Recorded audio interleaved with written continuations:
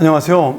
오늘은 이사야 13장의 말씀을 가지고 역사의 주관자이신 하나님, 이런 제목으로 함께 은혜를 나누죠.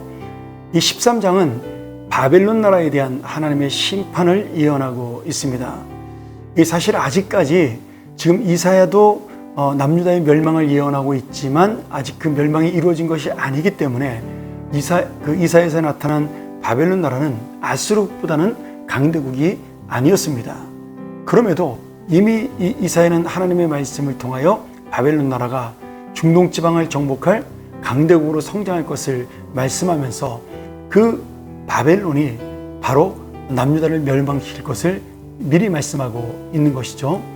그래서 이 이사야서 13장은 남유다의 멸망만을 예언하는 것이 아니라 지금 바벨론이라는 나라를 세우시고 그 나라를 통하여 주님의 심판을 이루실 놀라운 역사의 주인이 바로 하나님이시라는 사실을 이 바벨론의 멸망을 통해 말씀을 선포하고 있는 것입니다.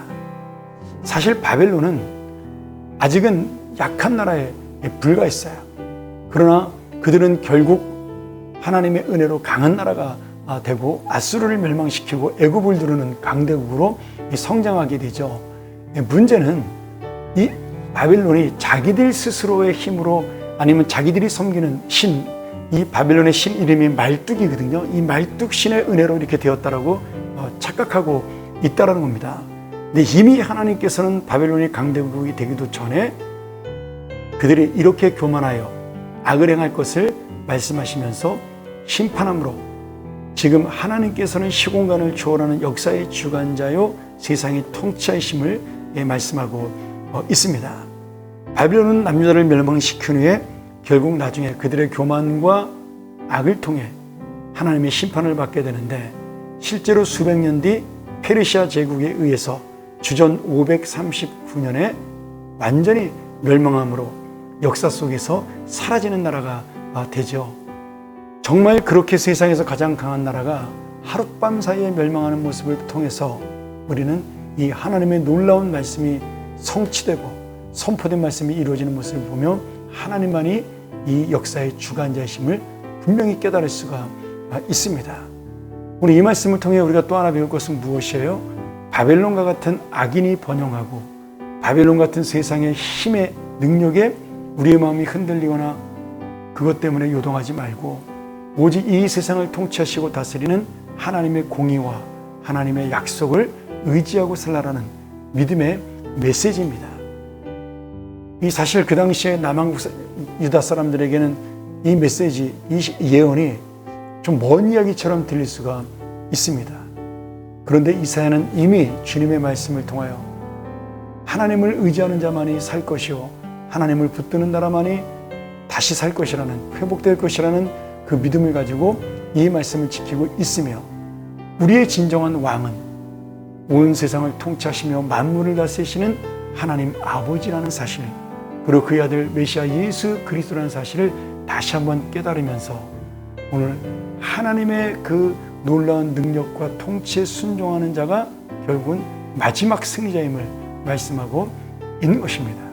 사랑하는 여러분, 지금 이 대한민국이 각 주변의 강대국을 통하여 많은 어려움을 당하고 있습니다. 그런데 반드시 여기에 하나님의 뜻이 있고요, 우리는 이런 어려운 때 주님을 믿는, 국력을 의지하고 무기를 의지하고 국방력을 의지하는 것, 물론 그것도 중요하죠. 그러나 가장 중요한 것은 이 나라를 통치하시는 하나님의 은혜를 붙드는 것입니다. 정치가와 백성들이 하나가 되어 하나님 뜻대로 진리 가운데 살며 하나님의 뜻을 이루며 살 때 하나님께서는 반드시 우리나라를 지키시고 인도하심으로 오늘 우리 가운데 정말 소망을 주셔서 하나님이 이루시는 주님의 놀라운 통치의 능력을 보게 하실 줄 믿습니다. 오늘 우리 개인의 인생도 마찬가지죠. 힘겹고 어려운 인생을 살아가더라도 결국 하나님께서 인도하시는 삶이 될 때 이 세상을 바라보지 않고 주님만을 바라볼 때 반드시 주님이 승리하는 삶을 주실 것을 믿습니다. 오늘 이 믿음이 바로 우리의 오늘 하루를 인도하는 능력이 되게 해달라고 함께 기도하며 살아가는 귀한 시간 되기를 간절히 축원합니다. 함께 기도하겠습니다. 하나님 아버지, 눈에 보이는 세상, 귀에 들리는 세상, 이 모든 것들이 우리를 흔들리지 않도록 오직 하늘에 계신 아버지가 우리를 바라보고 있다는 사실 때문에 그분이 통치하시는 능력과 은혜를 우리가 마음속에 깨닫고 믿음으로 은혜 가운데 살아가는 하나님의 사람들이 되고 오늘도 소망을 놓지 않는 하나님의 백성들이 될 수 있도록 인도하여 주시옵소서. 믿음의 삶이 무엇인지를 다시 한번 깨닫고 살아가는 하루가 되게 하여 주옵소서. 예수님의 이름으로 간절히 기도합나이다. 아멘.